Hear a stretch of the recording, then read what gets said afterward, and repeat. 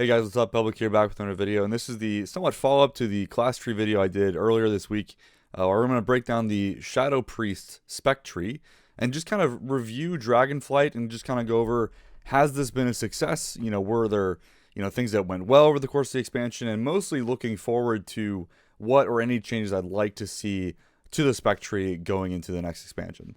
So let's dive in. Okay, so before getting into specifics, I kind of wanted to define what I think makes a good spec tree, just looking at not only Shadow, but just all the specs in the game, kind of what I think has been done well, and also just aspirationally what I'd like to see from a spec talent tree in the game. So the first thing to bring up is I think a good spec tree offers fun and interesting throughput choices that change your playstyle.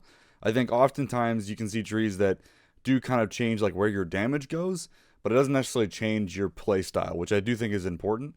Not to say that every choice has to, but I do think that the tree should have a few meaningful options on the tree that do let you do that, just to kind of diversify your play style, from one raid fight to another, or raid and mythic plus, or even just kind of more preference choices as well. I think overall Shadow does this okay. We have a few choices that do this. I do think that the choices themselves could be improved, but I do think we have a few on the tree that I think somewhat get us to this requirement or this choice. The first one being we are one of the few trees in the game that lets you choose which cooldown you want, be it Dark Ascension or Void Eruption. I think overall this choice could be improved.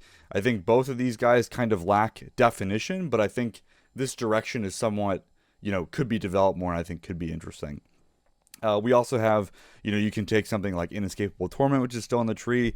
I know a lot of people are somewhat fatigued by this as a choice, but it is at least some kind of a playstyle changing talent that we have. Doesn't mean you weave in Mind Blast and Shadow or Death differently than you would so otherwise. Again, I think people are kind of tired of the talent, but it is there. And the last thing to bring up, which I think a lot of people might forget about, is Mind's Eye and Distorted Reality. I think, again, this choice could be improved, or maybe didn't work out the way they thought it did, but it does somewhat give you this idea of, do you want to tunnel Devouring Plagues onto one target with Mind's Eye, or do you want to spread it with Distorted Reality? I don't think that was the choice they were going for in practice, but that's kind of how it's worked out, so there is something there. So that is one, I think, good thing of the tree, although, again, could be better. The next thing I think a good spec tree should do is allow you to build things that synergize well together without feeling like the point system and the pathing is restricting you. So the best example I can give of this is if you look at a tree and you want to say, hey, I want to take everything that is shadowy apparition focused. Well, to build out a tree, you kind of have to pick out this stuff in the start. So you have to pick up shadowy apparitions to begin with. But then the tree is pretty much unlocked for us. And if you want to go full shadowy apparitions with Void Eruption, because of the synergy with Void Bolt spawning them, gets Shadowy Insight that does that as well. For the most part, you can pick up all of these points that interact with shadowy apparitions, and nothing's getting in your way, right? You're good. You can get all of it, no problem. I do think you could argue like maybe it's not as developed as it could be, but I do like that, things aren't all over the tree or kind of misplaced as they have been in previous iterations, and it just feels like things are clustered in a way to where pathing makes sense, and you feel like you're not locked into necessarily everything on the tree.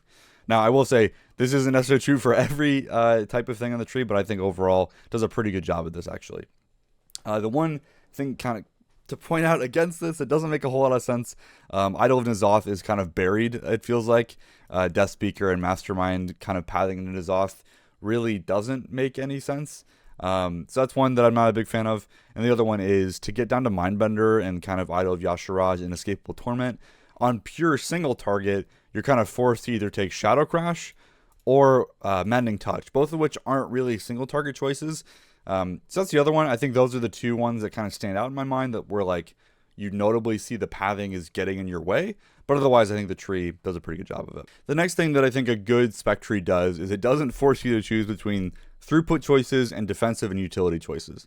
Shadow's tree does this pretty bad. I think universally they've been trying to get rid of this, but Shadow's is one of the few that still kind of has this problem baked into the tree. Not that it's the only one, but it is one of a few, which is you can't pick all of the utility that you want without losing damage. So particularly in Mythic Plus, where I think this is the most relevant, you need things like Dispersion. You need things like Mental Fortitude just to live things. Not having this is a pretty significant defensive loss inside of keys. And almost always you need silence. The problem is, if we look and just kind of reset this right tree, if I pick up all of the damage in this top section, you can see I still need 2 more points to unlock the next section to go forward. And you need all of these points for damage inside of Mythic Plus. And single target, you can drop, like pure single target, you can drop Psychic Link, and then you have 3 choices up top. But generally speaking, with pure single target, you also don't need silence. So if we look at kind of like a standard tree here, you take dispersion, you take silence, and then you're done. If you want any of these 4 options from these 2 choice nodes, intangibility, mental fortitude, last word, or psychic horror, you have to then drop damage somewhere else in this tree. Now, there are some points in the tree that are somewhat kind of, I don't want to say throwaway points, but they are definitely more minor. So you're not, but you are still losing like 1 or 2% damage to pick up some of these. Or sometimes in high keys, if I'm running with a prop paladin and a healer that has a kick, maybe I can afford to drop silence to do something like this, but that's not going to be something that every group can do. So yeah, definitely feels like this needs to get fixed. And a good spec tree wouldn't force us to do this. The last thing I think, as far as like a goal for a good spec tree, is you should have several viable build alternatives for various forms of content. I think overall, I think it's not healthy or not fun when you're playing the same build for everything. I think a lot of people kind of show that in a couple different ways. I don't necessarily mean this from a like damage playstyle thing, but I think it's also just rotationally what you're doing. You should have some options here. And I don't think every tree does this super well, but I do think Shadow gives you a few choices here, maybe more so than others. I think on average, Shadow's done this more so than other trees, in that we do have several builds that we can use to make sense. I think there are some that kind of ebb and flow with tier sets and other things of the season, but I think if you look at over the course of the expansion, or even just from the last time our tree got reworked, we do make quite a bit of choices here, whether you're taking Mind Spike and Mind Flay, Mind's Eye versus Distorted Reality, Dark Ascension versus Void Eruption. There's some choice here down here with your idle decisions and kind of how you path down here. I will say not all of these are super playstyle defining, but I do think it does give you options, and I think there's kind of a springboard for these to be improved upon in the next expansion. I think particularly with some of the definition of our cooldowns, definition of these capstone idols, and also kind of redefining what these flex point choices are, which we'll get to a bit later. But yeah, I think those are overall my criteria for a good spec tree. And I think if I had to kind of grade Shadow on this criteria, I think you're kind of in like C+, B- range. I think it's pretty average, or maybe slightly above average. Definitely not perfect, but I think it's far from being the worst in the game as well. So that's kind of my criteria. Let's dive into more specifics and kind of nerd out a little bit about what's done well, what could be improved, and what's just done poorly. Okay, so to talk about good things, which I think isn't done as often as I think it should be, but I do want to note that I think there are certain things on the talent tree that I think are really good, and specifically looking at it from the lens of, if these guys were removed, I would be upset or sad. And I think that's important just to clarify like what I think is done well, and hopefully, would not be removed in the future. So the list is somewhat short, somewhat on purpose, because I think a lot of these guys can kind of fit into like a talent soup where they might even be strong numbers wise, but if they don't fit into like a core play style or like feel build defining, it could be somewhat lackluster in that sense. So to start off the list, Thought Harvester. I think this is kind of an overlooked point, but I'm so glad this is on the tree. Mind Blast as like a charged low cooldown spell feels infinitely better with 2 charges. I'm glad this is on the tree. Now, this could be made baseline as well, but I think I'm just glad that it is in our kit to begin with. Another one is Psychic Link. I think this is somewhat, I don't want to say controversial, but I think there's a lot of takes out there about like how Shadow's AoE could and should work. And we've definitely kind of seen highs and lows throughout this expansion with Shadow's AoE design.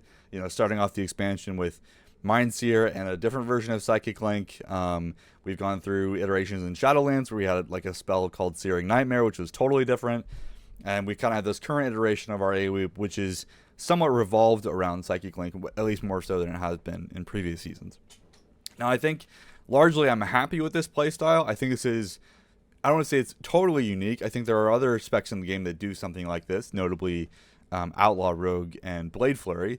But I do think this is kind of a fun playstyle, and having that kind of different way of doing damage than most other people that just kind of throw out mass AoE, I think is interesting. I do think it could be developed a bit better, but I do like this direction, and I hope they kind of double down on it and maybe just enhance it a little bit and fix some of the kind of problems that it currently has. But I do overall like this as a talent. I will note again, somewhat controversial, Shadow Crash and Whispering Shadows. I had to put this on here because, frankly speaking, our AOE would not work without these 2 points right here. We need Shadow Crash to do AOE, just as a like AOE dot application. Without this, especially in lower Mythic Plus dungeons, we just couldn't do anything. This is the only way we have any semblance of like snap AOE. When we press Shadow Crash, we get that AOE dot application. It is just to 8 targets, which does certainly have its problems, but yeah, without this, we'd be certainly dead in the water. I mentioned this before, Mental Fortitude. I don't know if people would expect for me to put this on like my top talent list, but honestly, this is just a game changer. I think without this, our kind of already weak survivability kit, especially with, trying to do damage at the same time, would be really suffering. And I think as like a passive option, this feels really great. It also kind of incentivizes the I'm going to spread my dots thing, which isn't quite emphasized as much as I'd like it to be, but doing this, you do kind of have more insurance on your shield than you would otherwise. So it's a great talent. And then I had to mention Shadowy Apparitions. I think in general, this is one of the more underdeveloped parts of the kit. I think a lot of people that play Shadow Priest fell in love with the spec because of Shadowy Apparitions. So I'm glad that it's still here, although I do wish, especially these kind of Shadowy Apparition talents, felt a bit more interesting or impactful and just were fun. They are somewhat bland right now, so I'd be looking forward to how they tackle that in the next expansion, but I do think as a whole, I'm glad that they're still here. And the last one, somewhat similar to Shadowy Apparitions, but Void Torrent. I think anyone that started playing Shadow and Legion immediately loved Void Torrent as our kind of artifact ability. Again, I think it's kind of fallen a bit away from what was fun about the spell in Legion, particularly with the Void Form redesign, all that stuff. But I am still glad that it's here, and hopefully we can make it even better. So that's kind of the short and sweet section of what I think is good about the tree that I didn't already mention in terms of like pathing or other stuff. So I think the meat and potatoes are the big part of the video that we want to cover. Same as last time, is what can be improved on the tree. So let's move on. Okay, so for our spec tree, what could be improved? What are the kind of big tickets that I'd like to see worked on next expansion? I think there's a lot here. I'm definitely not going to cover everything. Be curious kind of if I missed something that you think should be on here, put it in the comments below. I know I just did a class tree video, which would cover things like power infusion and mind games, which I think also has quite a lot of big opinions. But as far as the spec tree goes, to start here, I think the first thing to talk about is misery and our dots. So I think, like we saw before, if I reset this tree, currently Misery is a required talent. Even if I pick up all this utility and sacrifice all this damage, there's no way to progress forward without picking up Misery. You have to pick this. Obviously, that's not super realistic. What most trees look like is this. But I think this has kind of lost something in the tree that this used to be an option, specifically with Shadow Word Pain. I think this has kind of lost the more illusion, so to speak, of us being a dot spec. And I think is somewhat we've leaned towards this other direction a bit too much, in my opinion. And I think we should add a choice. And specifically, the choice is: are dots easy to spread or are they powerful? I think you can't have both, I think is the kind of mantra that I've been living off, at least when I give feedback. And that's just because if dots are easy to spread and they're powerful, well, one of those has to change in order to make the game balanced. That's just a pendulum swing that I think just doesn't work. And I think to revolve our AoE around Psychic Link, they had to make dots easier to spread, which I think makes sense. I think what this has lost, though, is I think a lot of people kind of harken back to the days of Shadow as a dot spec. And I think while there are some things on the tree that do that, like Dark Evangelism, Screams of the Void, even Idol is off to an extent with that interaction, I do think dots in general aren't played off of as much as they could be. And I think that as a question, it really should be developed more with Misery and Shadow Crash. So I think I'd like to see some changes here, and maybe even making this somewhat of a choice node between that kind of dichotomy of are dots easier to spread or do they do more damage? And maybe that is just a question of like, do we change up Shadow Crash? Do we change up Misery? I think there are a lot of, suggestions out there. If we talk about Shadow Crash specifically, instead of having this be capped at 8 targets, you could uncap it, but then have some kind of soft target cap applied to Psychic Link so it doesn't scale out of control. And maybe on the other side of the coin, you go to the more manual dotting playstyle, but then the dots actually tick more, or there's some kind of element of spreading dots that's a little different, but a little more manually involved. Because right now on AoE, you're playing your best when you're not pressing Vampiric Touch to spread dots. That's kind of, I don't want to say it's a dead global, but for the most part, that's the last thing you want to be doing. So I think if you emphasize a playstyle that was purely about manually casting dots and doing as much dot damage as possible, that could be a fun, different way to play the spec than we can today, simply because Misery locks us out of one of our main dot spells. So yeah, I'd like to see that get developed a bit more. I think obviously this is somewhat of a scaling problem, but I do also think there might be a way, even with Psychic Link being this kind of core part of our kit, is there a way we could enhance that to say like, okay, double down on Psychic Link, or kind of split the difference and do more dot damage instead. So I'd be curious to see what they could do with that. I think along the lines of dot management, I would also like to see them just develop that more. I think today, especially if you're new to Shadow, I think dot management itself can be pretty frustrating. We've all been a pug or, just a group where you throw a Shadow Crash out and it misses, either because you messed up, or if you're like me in the tank that I play with, I feel like he has like a weak ore that goes off, and as soon as I press Shadow Crash, he moves all the mobs so it doesn't hit any of them. If you have that experience, I think relying on Shadow Crash to fuel our AoE damage also doesn't feel great, which is why that dot playstyle could be a good alternative in some of those situations, especially like lower target counts. I think to fuel that a little bit better, I'd like to see Unfurling Darkness and Mental Decay in particular get some love here to kind of be like helping you have alternatives to spreading dots that isn't just on Shadow Crash. I think there are also ways to make Shadow Crash less punishing as well, like giving it it's actually target on a mob effect or something like that. But I do think it'd be nice if things like Unfurling Darkness, which isn't currently used in PvE, was updated to be somewhat useful or desirable for either of those playstyles. Same thing with Mental Decay. I think if there was a way that we could help sustain our dots to not be reliant on pressing Shadow Crash on cooldown and being able to actually sustain dots in AoE, I think that'd go a really long way to making the spec feel better if you're kind of in that mode where dots are more maintenance than they are damage. So I'd like to see what they can do with that. I think it's a lot of work, but I'd love to see them kind of iterate more on that playstyle. Next up, the kind of next big rock to talk about is cooldown identity. I brought this up before, but just to kind of double down on this, I think the kind of idea of this was build your own Shadow Priest. So it's a similar problem to our fillers, but I think to make this work, I think they've had to remove what makes these cooldowns particularly exciting. And I hope in the next expansion, in my opinion, you kind of have two choices. You either continue on with the experiment and add things to each of these cooldowns to make them feel like they are more defining and there's more clear answers of why you would want to take Dark Ascension over Void Eruption without looking at a sim. Or they could just pick one and really further develop that and make it feel fun and exciting by itself. Because right now the tree does kind of feel like split because some of these choices just don't make sense or work considerably differently with one talent versus the other, which I think gives the tree overall this kind of false sense of choice. And what they've actually done is the cooldown choice almost has very little effect on what you're picking outside the tree, at least in the current season. So yeah, I think personally I'd like to see them keep developing this. There's been a lot of ideas around. I think there's a lot of things you could do here. One of the ones that I like the most is I think you bake Mind Spike and Mind Melt into Dark Ascension. So when you press Dark Ascension and it's instant cast, ideally, you transform your filler into Mind Spike and Mind Melt. You get that crit interaction. I think that would be at least a little bit of an extra flavor point to the build and be kind of a simpler alternative.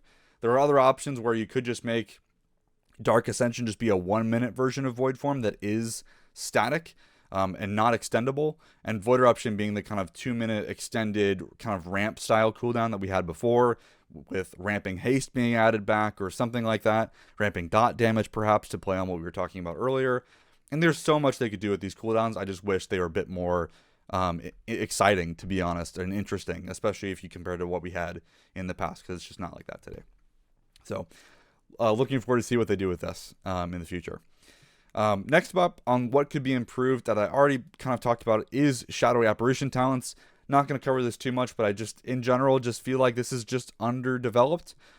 We do, of course, have this kind of row of talents here that at least synergizes well together, and you can kind of easily pick up all of the things that interact with Shadowy Apparitions.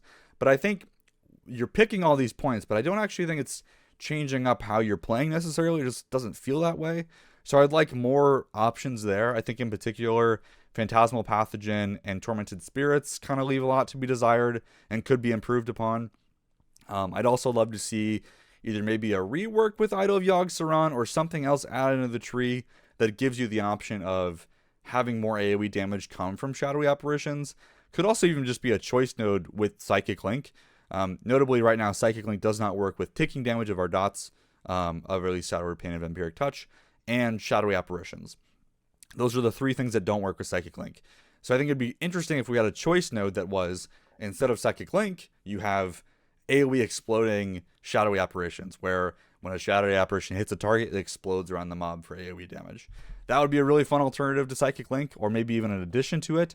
Not sure from a balancing perspective if both could work and feel like they're fun and impactful. Maybe it has to be one or the other choice, but nonetheless, I think I'd love to see kind of more revolving around Shadow Apparitions. I think it's relatively underdeveloped. So, all right, the final thing that I'd really love to see them improve on, which kind of goes on all the points I've already mentioned, is our idle capstone talents. I think overall, like thematically, these things are just really fun and cool to talk about, especially if you're like talking about builds. It's like, oh yeah, I'm running N'Zoth, Yogg, Cthulhu. Like, it's just, I don't know, it's a fun way to build a spec that I think, although it doesn't do any damage when we talk about it, but I think the theme is really important to a game like this, and I think it's fun to talk about.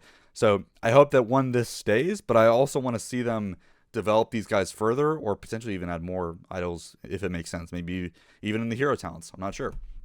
But I think each one of these idols kind of leaves a little to be desired, and partly that might be where they're at on the tree. I think it can be hard to develop these idols when they're sitting at the very bottom of the tree. It might make more sense if they were actually moved up to be on row 8 instead, and then you could kind of build past them to empower them. Although I think they kind of couldn't do that because of pathing reasons. So I don't know, I'd be interested to see what they kind of come up with as far as ways to do that better. If we go to specific idols and give you kind of the cliff notes of where I think things could be better, I think right now Idol of Yasharaj leaves a lot to be desired. If I go to my my default dungeon build, you see I'm not even taking it, even though I have Inescapable Torment and Mindbender. The point value is just so low on Idol of Yasharaj. All of the kind of effects are so homogenized, and they do like very similar damage. You're not really trying to get one or the other. And as a Shadow Priest, we have a hard time of like forcing some of these effects. We usually need help from someone else. In particular, that's because we really can't afford to delay Mindbender to get one of these effects, because it's just on cast of Mindbender. So I think overall this design just leaves a lot to be desired, especially in PvE. I think maybe in PvP you could argue there's like more coordination of like getting a stun out and then Mindbender bursting everything down. But again, if I look at the pure power of these effects, for the most part, they're all relatively balanced. The only one that's like slightly below the rest is if nothing matches, which is that kind of default case, which I think makes sense from a balancing perspective. But the actual Healthy Enraged, Stunned, Feared effects just feel underpowered, frankly, and just not something that's fun to play around, at least today. So I'd love to see kind of more iteration on that.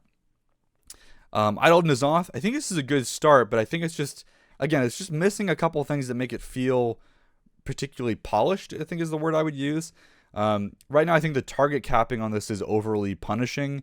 This is really dependent on the dungeon environment, but because you can only have Echoing Void active on 4 targets, you get into this awkward position when you're fighting more than 4 targets, where, especially if they're spread out, and you kind of, quote unquote, like waste your procs on mobs that are spread out from the group, and that means you lost damage, or, you know, maybe they die too quickly, or they died, you know, not fast enough. There's all kinds of, I think, weird problems that this 4 target cap has. Then it just makes it kind of awkward. I'd personally like to see that either raised a little bit or removed. I just think it's overly punishing. I think the other way that you could fix this is right now we just need more protections, I think, on detonating stacks of Echoing Void. They did change it to where if an enemy dies with stacks, they immediately explode, which is great and definitely a great quality of life thing, especially since it's target capped at 4. I think they could afford to go a little bit further with this. The 2 things I'm missing specifically are, if you hit 10 stacks, cause an eruption immediately.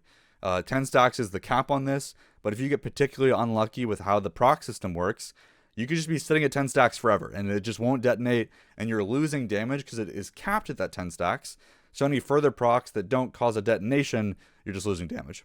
So I think as soon as you hit 10, it should immediately cause a detonation to roll down. That would make the damage way more consistent and less prone to RNG problems. I think the other thing that I would love to see added is a way for us to force stack detonation. I think the easiest way to do this would be to give Idol of N'Zoth a detonation, like active ability to use, where I can literally put Idol of N'Zoth on my bars, and then when I press it, it detonates all stacks. This would be a great way to kind of force it to happen when the player wants, although it could still happen passively, but at least let us be able to control it. Could even be a choice node if you want to have it controlled versus fully passive, although that might be a little too complicated. But I think giving us more agency around the talent would feel so much better than what we're at today. Moving on to Yogg-Saron, I kind of already covered this. This is one of the main idols that is, the problem with Idol of Yogg-Saron is mostly around tuning. And if the rest of the stuff above it and around it isn't doing well, that really makes it good, it's not going to be picked. By itself, it doesn't have a whole lot of power. It's only good when you're also building around shadowy apparitions. So I think that's kind of an awkward tuning spot with the spell.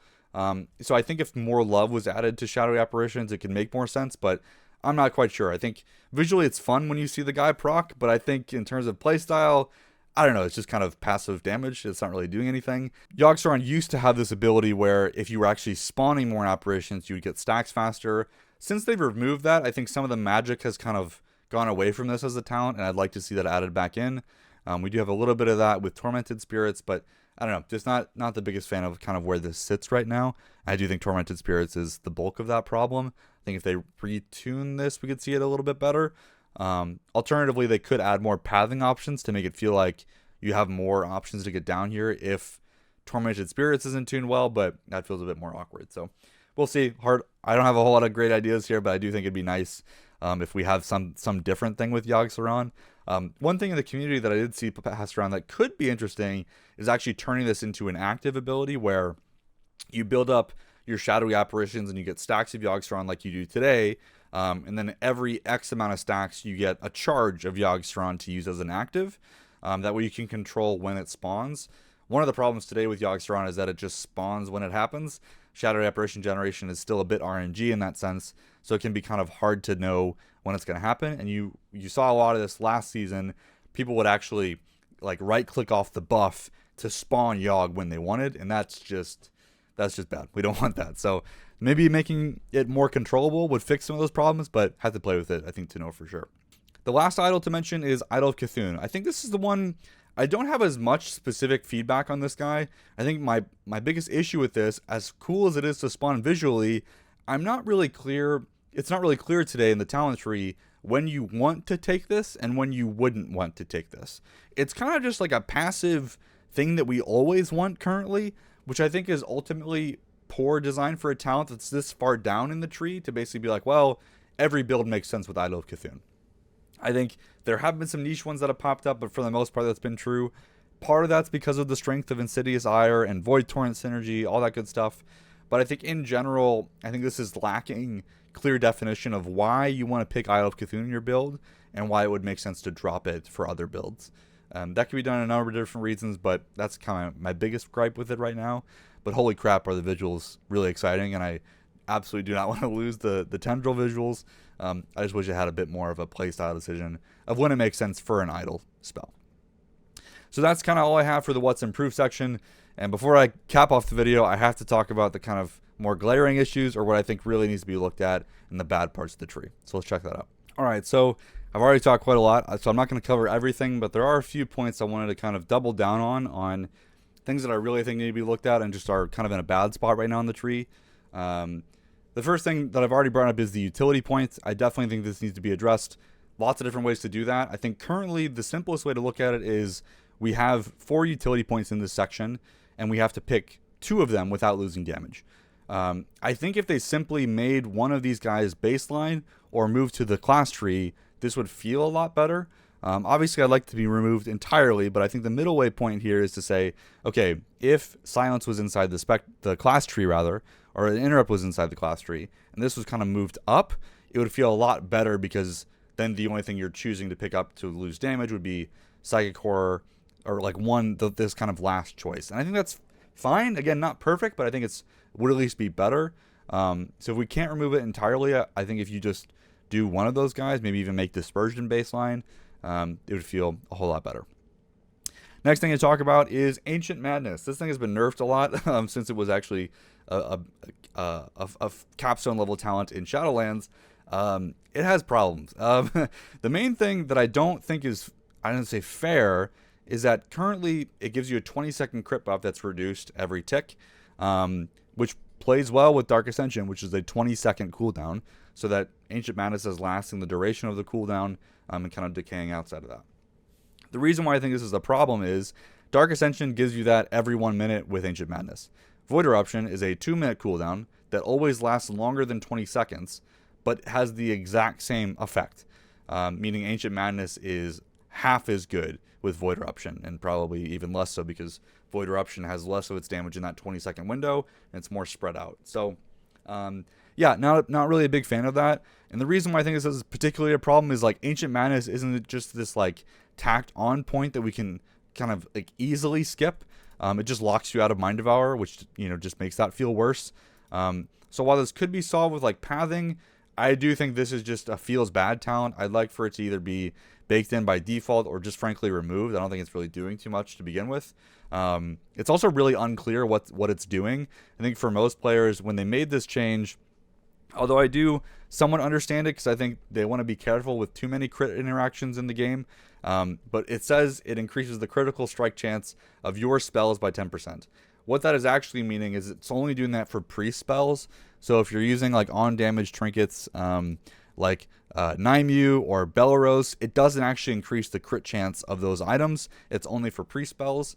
And furthermore, when you actually press it, because of that, it doesn't increase the actual critical strike on your character, which I think just makes the talent just misleading for a lot of people. Maybe they could clarify that in the tooltip as well. But yeah, not happy with this talent. I think it just needs some work. I think, I mentioned this earlier, but Mind's Eye and Destroyed Reality, I think this choice today, like I mentioned, you're kind of giving this, it's turned into, do you want to tunnel Devouring Plagues onto a single target in AoE and kind of press it more often, which works well with Screams of the Void, or do you want Destroyed Reality, kind of Mind Devourer stuff where you're trying to spread Devouring Plagues out? I think that as a playstyle choice is kind of interesting, but I think that wasn't the intent of this choice, and I think at least it doesn't feel like it was, and it's kind of an awkward choice because it is that kind of like 5 insanity difference plus or minus just makes the spec feel weird when you swap between the two, and it just feels underdeveloped. And I think furthermore, Destroyed Reality kind of felt like it was meant to be like a new player experience to Shadow Priest and kind of make it easier to maintain our dots. What that has happened, in fact, is it's kind of given us, at least at this point in tuning, Devouring Plagues uptime is very, very close to 100%, especially with Destroyed Reality, which has somewhat made Mastery feel worse because you have less moments of, okay, this is my damage window, which I think was the whole point of having a short Devouring Plague Insanity spender dot in the first place, especially considering now we have no other way to spend Insanity other than Devouring Plague. So in general, I think this just can be looked at. I don't mind the choice, but it feels awkward in its current state, and I think just could be better. Whether that is kind of doubling down on this talent encourages you to tunnel it on one target, and this one is more about making this Devouring Plague a plague. I like that direction way more than changing the kind of duration of the spell or insanity cost and that kind of thing, or like a new player talent. Those directions feel less fun to me personally. And the last thing to mention is our filler spells. I think this is less of a problem right now in the current state of the patch, but if we look at the history of Dragonflight, this has just been frustrating to say the least. I think having Mind Spike on the talent tree, while it can be interesting for some players, it's still not clear when you want Mind Spike and when you don't, and I think that just makes building a talent tree awkward. I do think the goal maybe here was just to be that it was kind of a non-choice, and it was more like play style than anything of like, yep, I want to play with Spike, or yes, I prefer to play with Mind Flay, and I just won't talent into it. I think in general, that kind of thing feels more cosmetic more than it does on like a spec talent tree.